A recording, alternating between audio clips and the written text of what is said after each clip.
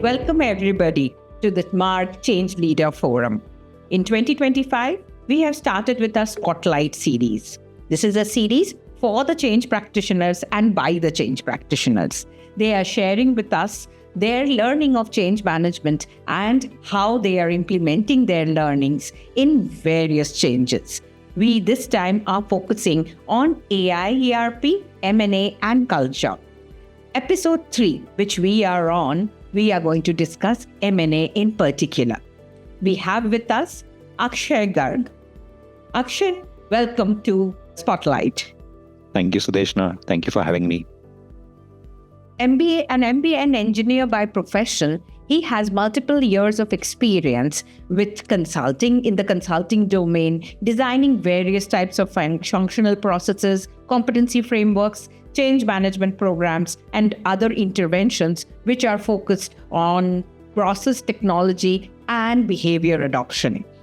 Currently, the global change manager at CBRE, he has his experience across various technologies as well as various cultures and geographies, working across Asia, Europe, and the North Americas.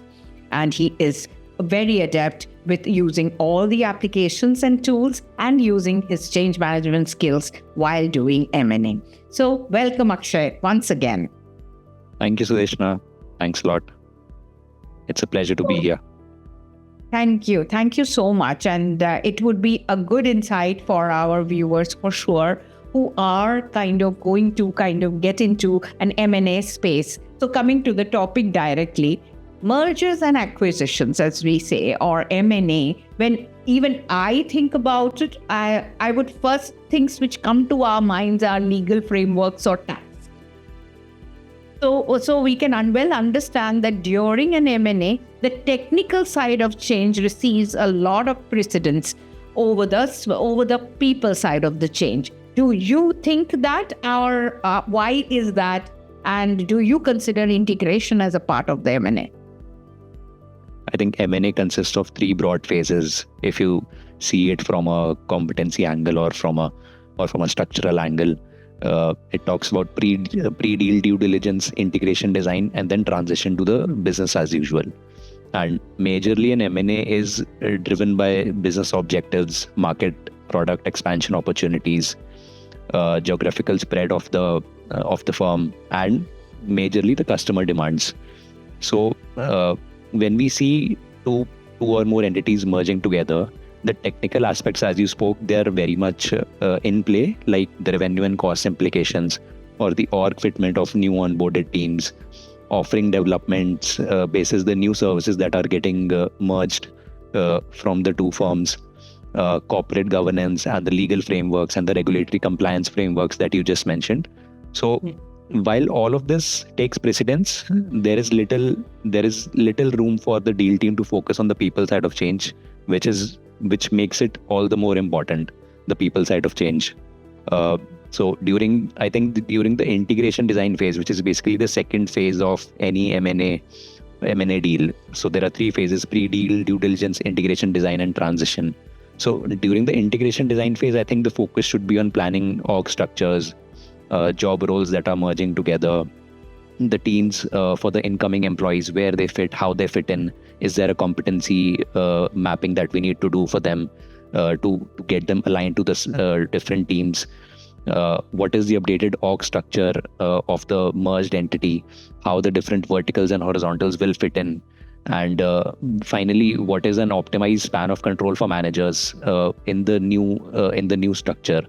Are there any talent retention techniques that we are focusing on to manage the talent which is incoming, and also the talent which is in-house, who may feel insecure about new people coming into their team?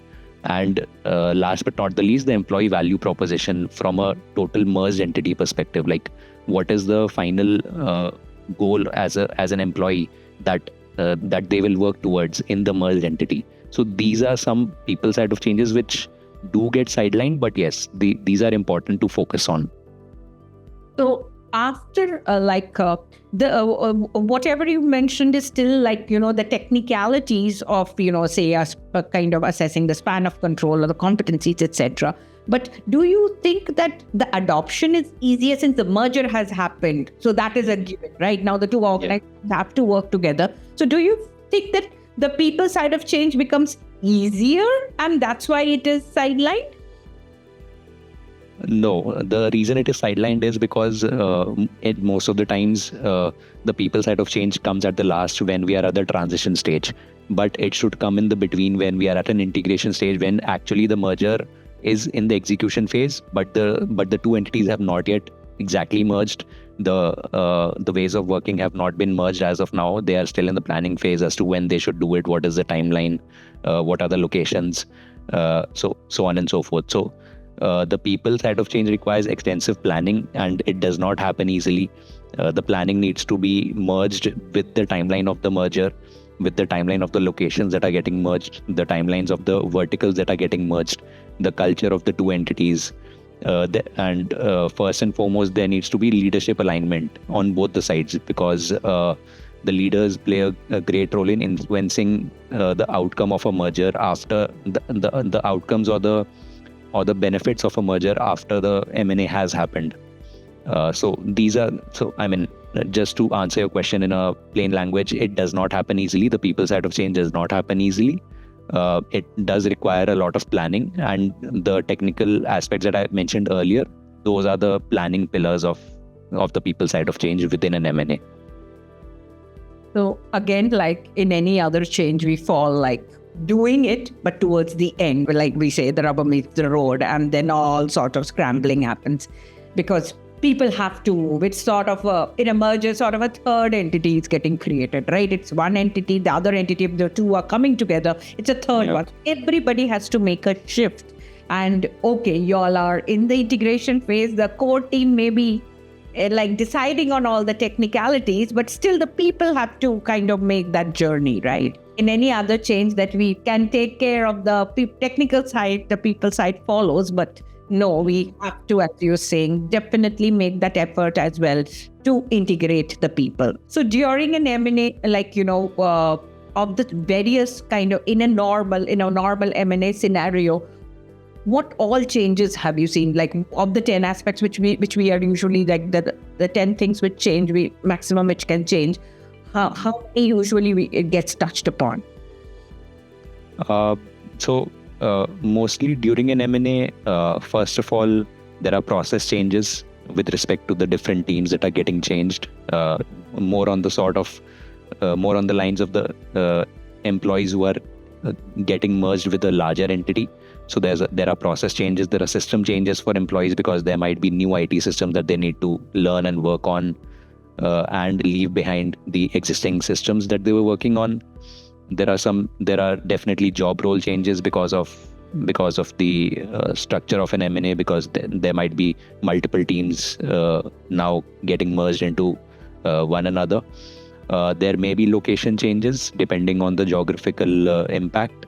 The performance reviews or the performance management process, that is a big change for employees because there may be different. There may be a 3-step or a 5-step process within the performance management framework at a firm, but now since they are merging with another one, they need to be aligned with that performance management process, with those competency frameworks, with those skill frameworks, with those trainings and guidelines, and so on and so forth. Then there comes the reporting structure. The reporting structure may or may not change. In most of the times it changes for some employees. Most of the times it remains same for some employees. Mostly at a leadership level, the reporting structure remains same, but at a middle management or a lower middle management or an individual contributor level, it generally changes. And last but not the least, critical behaviors, they also need to change because they need to be aligned to the values and the culture of the merged organization. The employees need to go through certain mandatory trainings and through some learnings. And from a change management aspect also, we try to embed certain day-to-day activities that inculcate those new behaviors in those incoming employees. So I think these are 7 to 8 aspects. From my experience, what I've seen is M&A is one of the type of projects that hits most of those 10 aspects of change. Exactly. And that means it is always, most of the time, like I can well understand maybe in a very rare acquisition kind of a case where you want to keep that niche function and not touch with it, and you're just taking it over, you're kind of keeping it intact, where not much of change we would see. But otherwise, most of the time, it is a radical change for the people who are involved in it. So definitely we can understand how important change management is. Just to add on to that, most of the times the employees get to know about an M&A only after it has been made public or announced in the public domain. That gives a sense of insecurity to the employees that, okay, we were not informed earlier. Is there something from a job loss perspective that we can face, or from a skill gap perspective that we can face? So those are the kind of apprehensions also that we need to manage as we go along. Absolutely. And at what phase of the 3 phases which you talked about is when the employee is informed? Usually the second one, right? When the employee comes to know that it is happening. Actually, it's the real, right? During the transition phase, the employee comes to know. But during the integration phase, we actually plan all our interventions and plan with the leaders as to how do we go about executing our plans. So that's why I said the integration phase is the phase where the change management should kick in. Not exactly communicating with the employees, but yes, having a plan, having a robust plan, and having metrics all together to track once we go to the transition phase. I think then the leadership part, which alignment, which you spoke of, becomes even more important, because understand, for confidentiality reasons, we are not able to share it with the employee. So, but your plans are ready and you're making the plans without them. It's like you are making it for them. So even more the leaders should kind of, ensure that those plans will be later conducive, and while communicating to those plans, they are the ones doing it, right? Yeah, absolutely. I mean, the leaders anyway know the merger is going to happen. It's just that we can't announce it. But yes, having workshops with the leaders, giving them making them sensitive to the aspect of change management within M&A is important, and that's what we try to do. We try to understand their perspective as well as to what can work and what cannot work within this set of employees and within this vertical. So most of the times there are times when we have different change plans for different types of teams getting merged together, because there might be external facing teams like a customer support team, or a product development team, or a sales and marketing team getting merged. And there are some times when internal teams like finance and HR, they also get merged. But the execution of the change plans varies a lot. Varies a lot for these 2 types of teams, which are external facing, external client facing, or customer facing, and internal. So those kind of inputs also come from the leaders themselves. And yes, as you rightly mentioned, leadership alignment is an important aspect. Okay, so as you mentioned the functional areas and which kind of the merges usually, do you see there are some teams which you find more tough to integrate when you're actually putting them together, and some teams maybe it goes a little smoother? Yeah, from a smoother aspect, I would say the internal teams, which are like finance and accounting, HR, legal. These are some of the teams which are bit easier to integrate. I would not say it goes smooth, but they are a bit easier to integrate because there are certain compliances that we need to follow, and there's no right or left on it. We just need to walk on a compliance line for that. There are certain processes that we need to follow. If HR is getting merged, then the recruitment process or the employee lifecycle process will eventually get merged. It's not a say of the employees, or it's not a say of the middle management in that. Likewise for finance and accounting principles. But when I talk about teams which are facing the customers, like a sales and marketing team or a customer support team, there's a certain way in which they have been doing their business. Okay. They have been working. So let's say if the sales and marketing team of company A and company B, they are working they have been selling their products in a certain way to their clients or to their customers. It's not overnight that I can change their process. It's not overnight that I can make them learn the new process. Or a customer support team.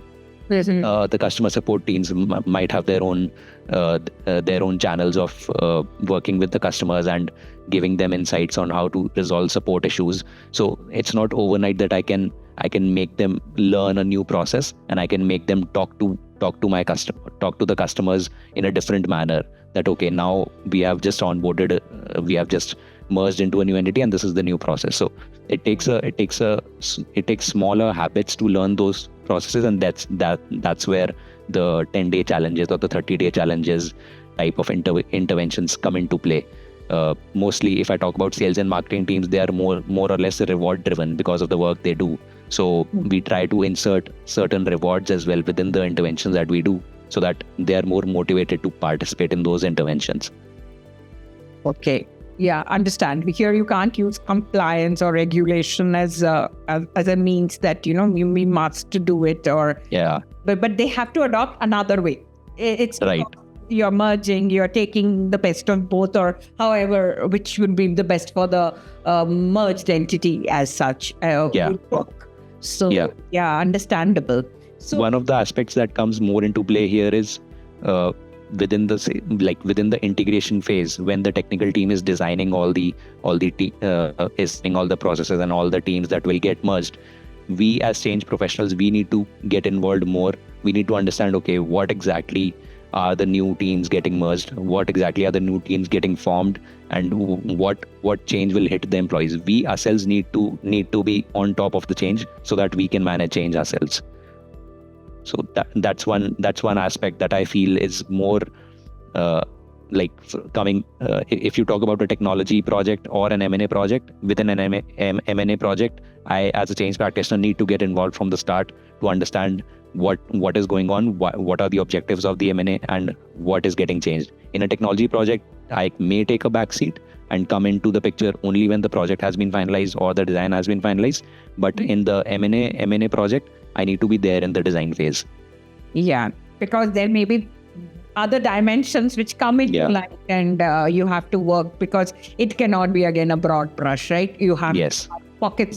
There's no such template that we can apply to an M&A like we can apply to some of the technology or system-based projects. So that's where the complexity kicks in, and that's where the fun also kicks in. The fun of managing that particular complexity and working through those challenges. Okay. So when you spoke of challenges, so then automatically the next question is, when do you see an M&A failing?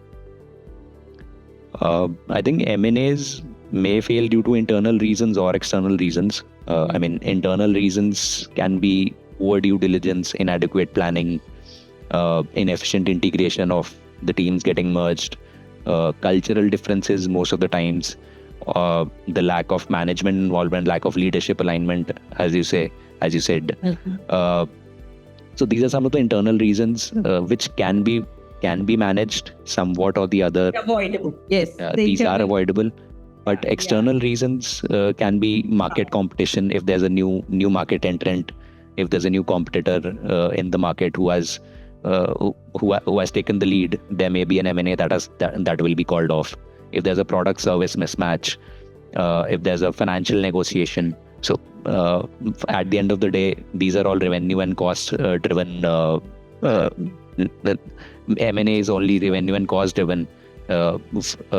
There's a forecast that is done. Okay, 5 years down the line, we will make so much of revenue from the new incoming customers. And if that modeling fails, if that financial bargain fails, then definitely the M&A will fail. And some of the times, I have not seen much, but there may be higher peripheral costs because of an M&A. Like there may be new locations getting onboarded. There may be new infrastructural costs. So this can also be one of the external reasons that M&A can fail. And talking about internal reasons, it's not a hard stop at a failure perspective, but there are some employee inhibitions when we talk about M&A, like confusion and frustration with too many changes. lack of leadership alignment or lack of leadership communication, lack of awareness in the objective of the M&A, lack of clear plan of action of what I as an employee need to do. And then I as an employee may be comfortable in some existing processes, some existing routines and a way of working in my existing organization. I may not want to move or I may not be interested in the new ways of working.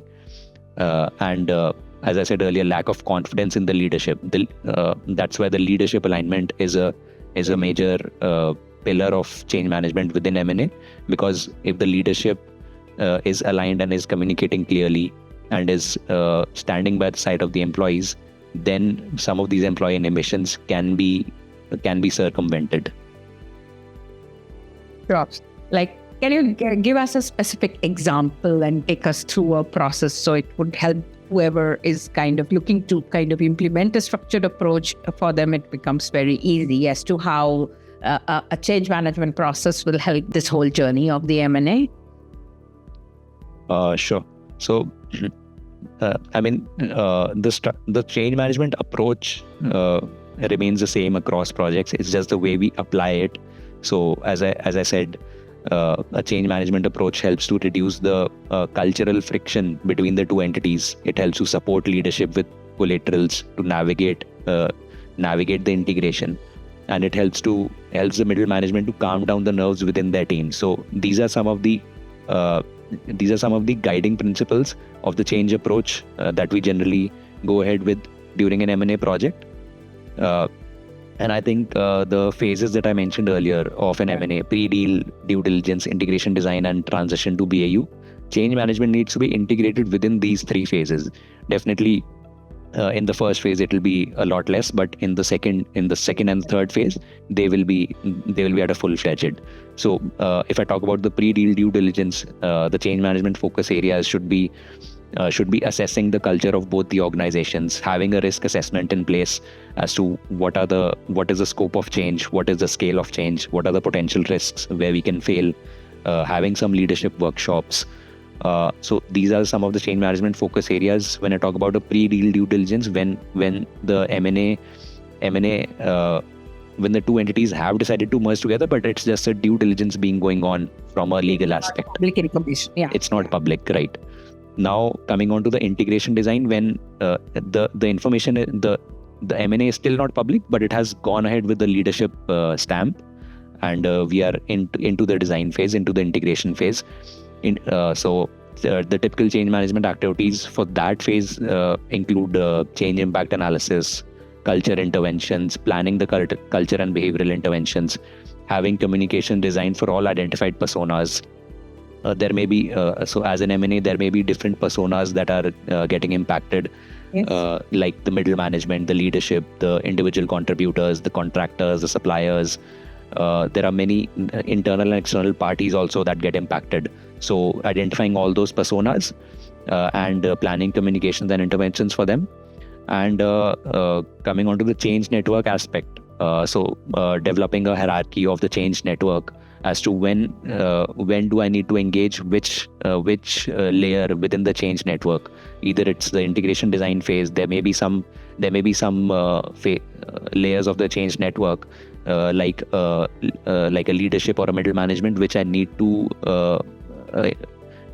engage within the integration design phase, and there may be some layers of the change network which I need to engage in the transition phase. Yeah. So planning those kind of engagements and giving some toolkits to the leadership to actually go ahead and talk about the merger within the internal forums, within their teams, to cascade this information down the line, and developing some onboarding toolkits for the new incoming employees, because as we hit the transition phase, there will be multiple employees moving from here to there or from there to here. So having some onboarding toolkits for them so that they have a one-stop shop to go to and know what they need to do moving ahead. And within the transition phase, definitely, as I said, the change network mobilization, some of the mandatory compliance training, some of the process trainings, some of the adoption interventions that we have developed during the integration design, those kick in. And last but not the least, the metrics measurement. because what gets measured gets improved. So talking about metrics, there may be people-specific metrics, team-specific metrics, business-specific metrics. So identifying those metrics as per the M&A, as per the teams that are getting merged, and measuring them and improving them. Absolutely. Well, understand that the anxiety levels are at a higher level always in a M&A because something with. So how would you like to kind of wrap this up? What would be your advice, and how do you look at the future of M&A and change management? I think future of change management within M&A lies on the practitioners and the people who are working within the change domain. They need to be ingrained into the design phase. They need to understand what exactly is changing and what is the objective of this merger and acquisition. At times, if you're not comfortable understanding that design part, just reach out to the leaders, reach out to the people who are in charge of that M&A, and just candidly ask them actually why what was the objective of this M&A and why did we go ahead with this? Can there be any alternatives to this or not? What exactly from a leader perspective they think will this M&A lead to? What are the intended outcomes that they think this will lead to? And when we are talking about outcomes, definitely try to understand the outcomes from an employee perspective as well. How do the employees do their jobs in the new merged entity? Because that's really important for a M&A success. The reason I say that is because there are people coming around from different cultures, and the culture of two organizations is maybe different. So that kind of a culture and behavior assessment during M&A is also crucial. So there may be some pulse surveys that we may need to send out and identify what are those cultural elements that we need to work upon, and then design those kind of communications and adoption interventions in such a manner that there are some day-to-day activities that we are giving the employees in order to reach those target state cultures and target state behaviors. So those are the kind of I think that would be my advice. Just stay ingrained in the integration design phase and just keep applying your change management principles. Thank you, Akshay. I think this is a change which is very ideal too, that the business reasons are very clear, but actual success will happen if we make the what's in it for me to the employees clearer, because there is not very clear that what's in it for me is not very clear, because the business reasons drive this change. So right. So yes, the importance of change management becomes even more there to interlink this two and get leaders to kind of lead it from the front. So yes. Thank you, Akshay. We always see this, that it seems sometimes that, you take care of the technical side, the people side, well, it will fall in place, but it doesn't happen unless you are intentionally doing. Right. Thank you for sharing. It has been amazing. Your insights were quite amazing as for me. Thank you. So thanks a lot, Sudeshna, and thanks a lot, team. So it was a good experience for me as well, talking on this forum and talking about M&A. It's currently I'm myself working on an M&A project, so I could relate to most of the aspects that we talked about. So yeah, it's a good experience for me as well and a good opportunity. So thanks a lot for providing that, and thanks a lot to Marg. So thank you everybody for watching this. So you must have got amazing insights from Akshay today on how to use your change management knowledge on an M&A. So keep watching our Change Leader Forum and keep watching the episodes of Spotlight to see how our change managers are actually using their change management knowledge. Thank you so much.